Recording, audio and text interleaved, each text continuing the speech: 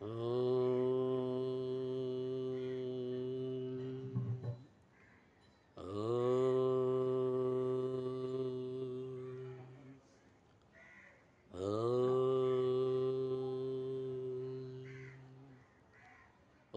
శ్రీ గురుభ్యో నమః.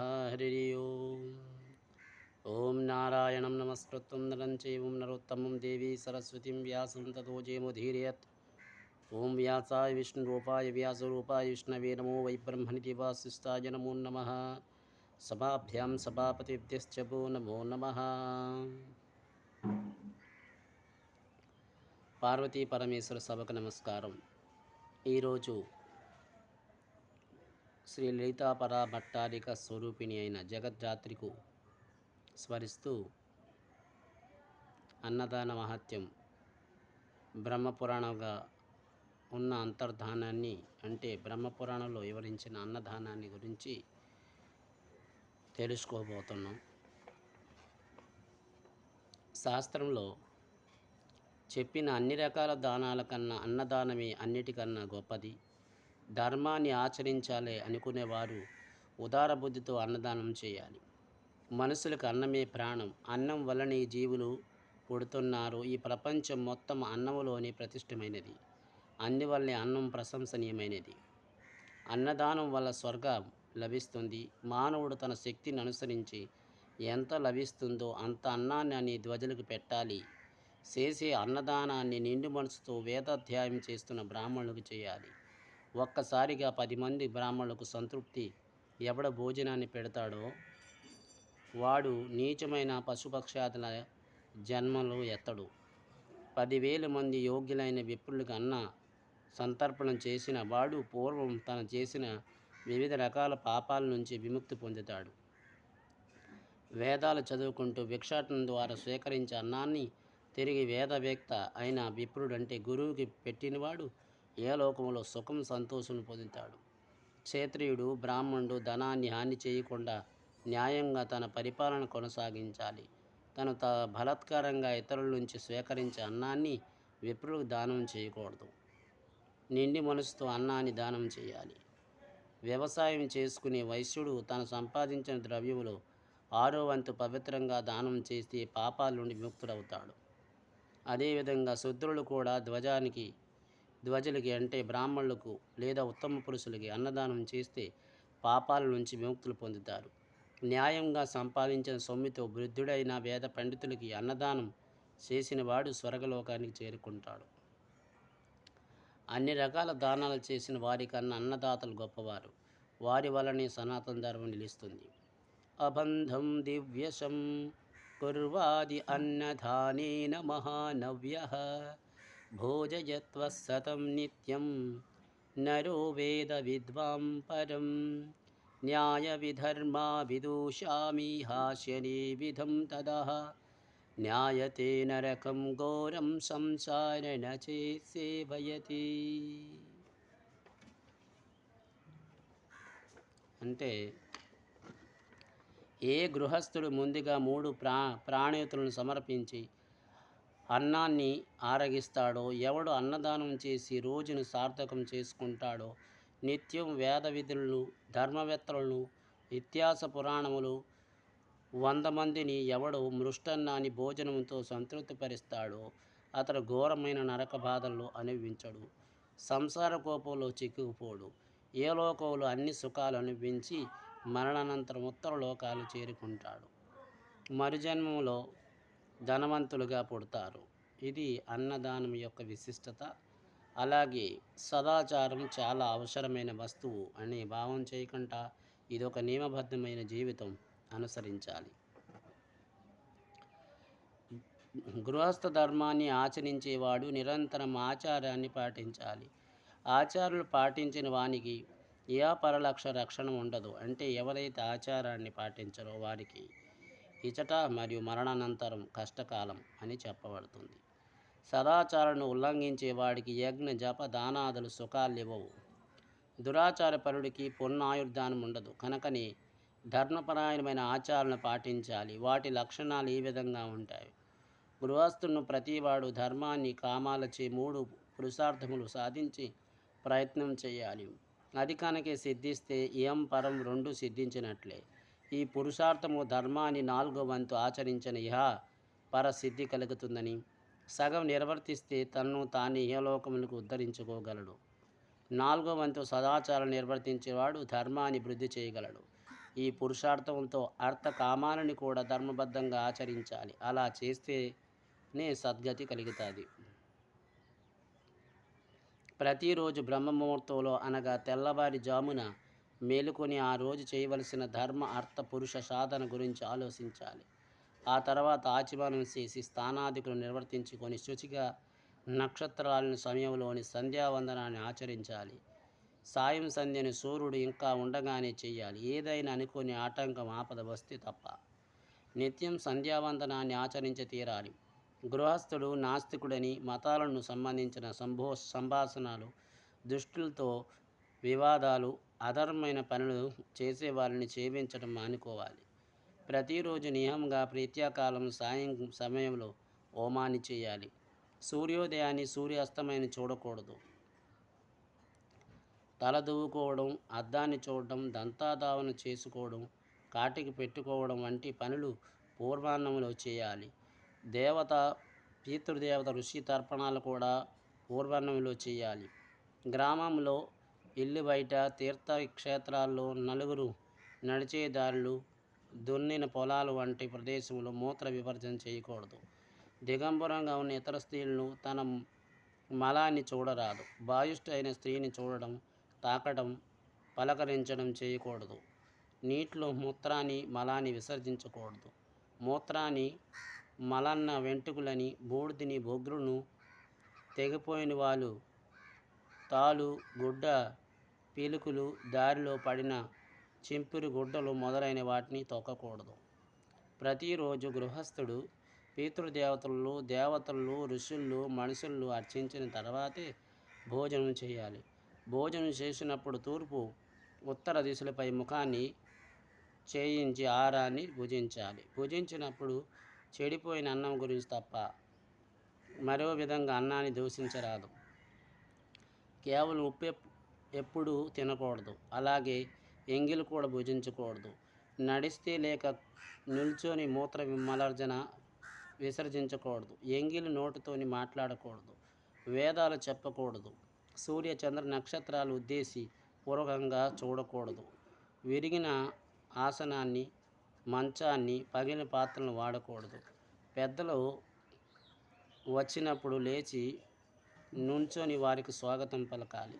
ఆసనాన్ని ఇవ్వాలి. పెద్దలతో అనుకూలంగా సంభాషించాలి. వారు తిరిగి వెళ్ళేటప్పుడు వారితో సహా కొంచెం దూరం వెళ్ళి సాగనంపాలి. ఏకవస్త్రంతో భోజనం, దేవతార్చన, బ్రాహ్మణులకు ఆహ్వానించడం, హోమం చేయకూడదు. నగ్నంగా స్నానం చేయకూడదు. అలాగే నిద్రించకూడదు. 2 చేతులతో లాకుని గోకరాదు. అకారణంగా మాటకు తల మీద స్నానం చేయకూడదు. తల మీద స్నానం చేశాక ఒంటికి నూనె రాయకూడదు. అనాధ్యాయం రోజుల్లో వేద అధ్యాయం చేయకూడదు. బ్రాహ్మణునికి, అగ్నిని, గోవుని, సూర్యభగవానికి ఎప్పుడూ ఆహ్వానించకూడదు. పగటిపూట ఉత్తరాభిముఖంగా, రాత్రిపూట దక్షిణాభిముఖంగా, ఇబ్బందికర పరిస్థితులు ఏ దిశలోనైనా మలం మూత్ర విసర్జన చేయవచ్చు. గురువు చేసే తప్పును ఎత్తి చూపకూడదు. ఆయన ఒకవేళ కోపం ప్రదర్శిస్తే క్షమించమని ప్రార్థించి ప్రసన్నాన్ని చేసుకోవాలి. ఇతరులు చేసే అపవాదాలు వినకూడదు. మహారాజుకి, పిచ్చివాడికి, విప్రుడికి, పండితుడికి, గర్భిణీ స్త్రీకి, బాధతో వెళ్ళేవాడికి, కుంటిగుడ్డి, మోగ, చెవిటి వాళ్ళకి, ముత్తుకెక్కిన వాడికి దారి ఇచ్చి మనం పక్కన తొలగిపోవాలి. దేవాలయం, పుణ్య వృక్షం కనిపిస్తే నాటికి ప్రదక్షిణం చేయాలి. ఇతరులు వాడిన పాదరక్షాలు అంటే జోలు, వస్త్రాలు, పూలు, మాలలు మొదలైన వాటిని ధరించకూడదు. చతుర్దశి, అష్టమి, పౌర్ణమి వంటి పర్వదినములో అభ్యంగన స్నానము, స్త్రీ సంగమం చేయకూడదు. చేతులు పిక్కలు పైకెత్తి నుంచుకోకూడదు. పాదాలను అటు ఇటు ఆడించరాదు. ఒక కాలుతో ఇంకొక కాలుని తొక్కరాదు. వ్యభిచారిణిని, తప్పు చేసిన తర్వాత పసిబాలుణ్ణి, జాతిభ్రష్టుణ్ణి అన్యోపదేశంగా తిట్టడం, నిందించడం చేయకూడదు. నేను గొప్పవాడిను, నాకే అన్నీ తెలుసు అని డంబకమైన మాటలు పలకకూడదు. మూర్ఖులను, పిచ్చవాళ్ళను, కష్టాల్లో ఉన్న వారిని, అంగవైకల్యం కలిగిన వారిని, ధనహీనులను చూసి పరిహాసంతో కించపరచకూడదు. తన శిష్యులు, పుత్రులు శిక్షించడం కోసం ఇంకొకరి చేతికి దండాన్ని ఇవ్వకూడదు. కాలుతో కూర్చొని ఆసనాన్ని దగ్గర లాగి కూర్చోకూడదు. కేవలం తనకు తానే భుజించడం కోసం సంయోగం అంటే గోధుమ పిండితో చేసిన పదార్థాలు, పులగం, మాంసం వీటిని స్వీకరించరాదు. ఉదయం సాయంత్రం అతిథులకు పెట్టి తన భుజించాలి. తూర్పు ఉత్తర దిశగా తిరిగి దంతాధావనం చేసుకోవాలి. నిషిద్ధమైన దంతకాష్ట్రాలు అంటే పళ్ళు తోమిన పుల్లలను వాడకూడదు. ఉత్తర పడమర దిశల్లో తలపెట్టి నిద్రపోకూడదు. దక్షిణ దిశగా తల ఉంచి నిద్ర పోతే శుభం. పరిమళమైన ద్రవ్యం రాసుకొని నిద్రించకూడదు. అలాగే ఉషాకాలంలో కూడా నిద్రపోకూడదు. గ్రహణం సంభవించినప్పుడు దాని విడువు స్థానాలు విడిచిన వెంటనే చెయ్యాలి కానీ మరునాడు ఉదయం చేయకూడదు. రాత్రి చంద్రగ్రహణములు పట్టినప్పుడు ఉప్పుని తినకూడదు. నిలువున్నది, తడి ఆరిపోయినది, పొడివైనదైన అన్నాన్ని తినరాదు. పొడి కూరలు, చెరుకు పాలు, మాంసం వంటి పదార్థాలు, తయారు చేసిన పదార్థాలు నిలువున్నప్పటికీ వాటిని తినవచ్చు.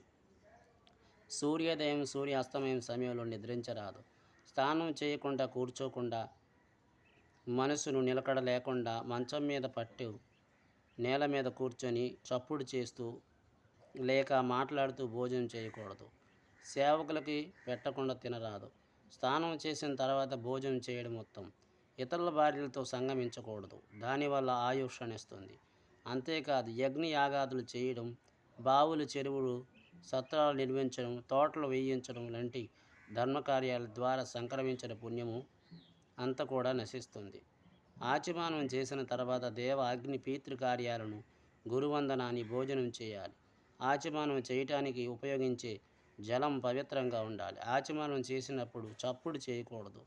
తూర్పు లేక ఉత్తర దిశకు ఆచమించిన నీళ్ళు నుంచి తీసింది, ఇంటి పేరిట ఉన్నది, ఎలక కలుగుతూ లోంచి తీసింది,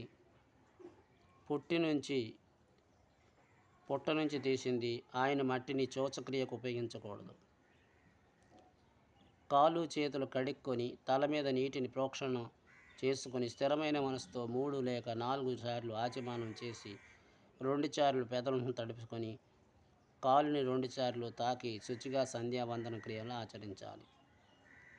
తుమ్ము వచ్చినప్పుడు, అపాన వాయువు వెలుపడ వచ్చినప్పుడు ఉమ్ము వేసిన తర్వాత ఆచమనం చేయాలి. అలాగే మైలుతూ ఉన్నవాడికి తాకినప్పుడు సూర్యుని చూడాలి.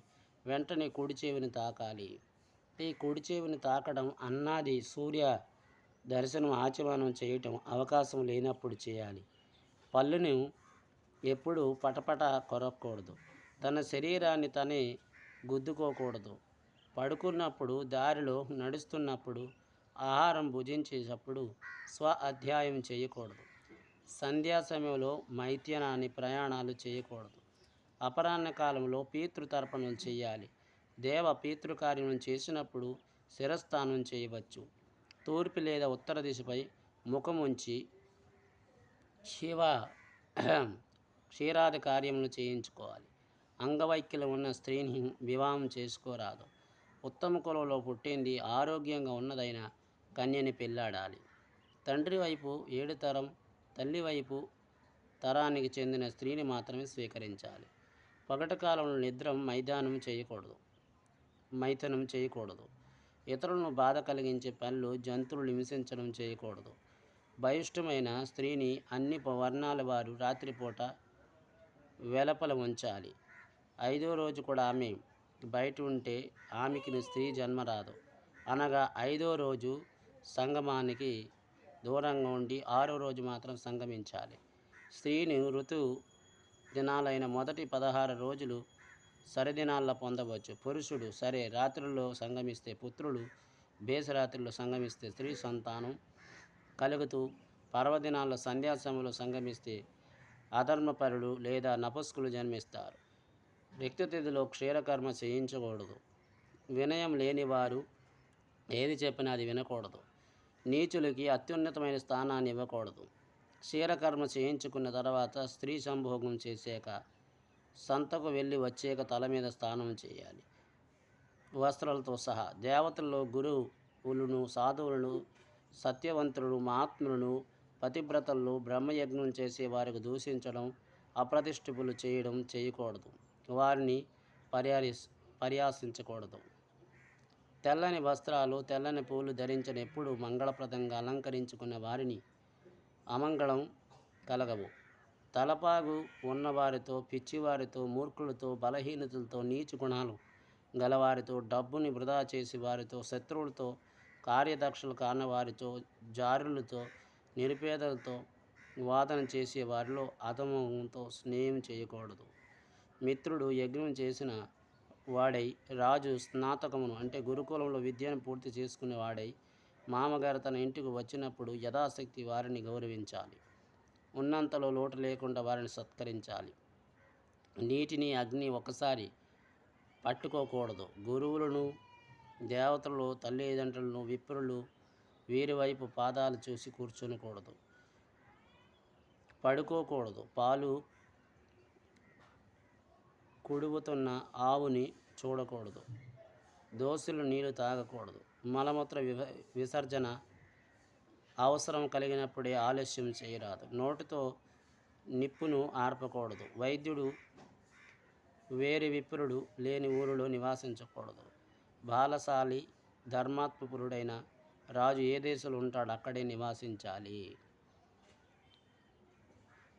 తినకూడనివి, తినదగిన వస్తువుల గురించి తదుపరి కార్యక్రమంలో తెలుసుకుందాం. అంతవరకు మంగళం కోసలేంద్రాయ మహానీయ గుణాత్మే చక్రవర్తి తనూజాయ సర్వభౌమాయ మంగళం. ఉమాకాంతాయ కాంతాయ కామ్యప్రదాయ శ్రీగిరీశాయ దేవాయ బలినాథాయ మంగళం.